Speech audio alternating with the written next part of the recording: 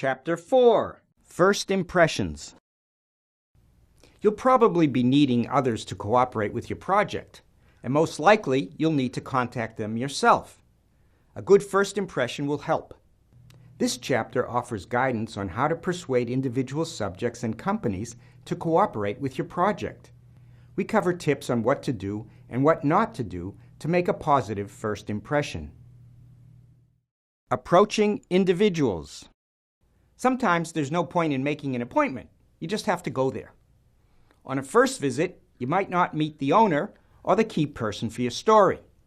But there is still a lot of information you can collect to move your story along. For one thing, you get a good sense if you want to cover the topic or not. If it's a one-person operation, there will never be a good time for them to meet you. They will always be under pressure and may ask you to return another day. Your pitch should just be a couple of minutes. You'll only get one chance.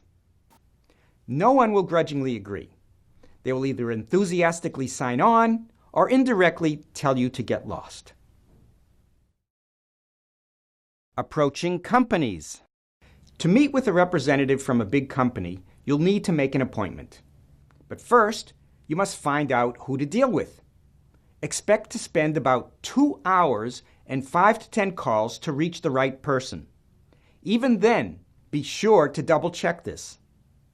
Once you've made all this effort, be sure to get their first name, last name, job title, direct phone, email, social links. 5 do's. When approaching any subject, the first impression is often the only impression. Get it right. Here's a set of do's and don'ts to get things started on the right track. Number 1, do be polite. Be on your best behavior.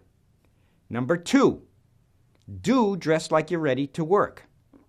Number 3, do have a business card. Please make it original. Number 4, do buy something if you can afford it and if you feel they need the money.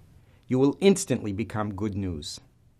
And number 5, do provide a leave-behind paper summarizing the project and how to contact you. 5 don'ts. Number 1, don't dilly-dally. Get right to the point. Number 2, don't try to impress them with how much they'll benefit. It's their company. They'll figure it out right away. Number 3, don't avoid specific answers to specific questions, like when, where, and how long.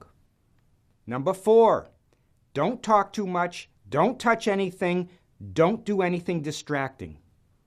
And number 5, don't make promises you don't intend to keep, like sending them a copy of the movie. There's an art to persuading people to cooperate with your movie project. It's based on common courtesy and being professional.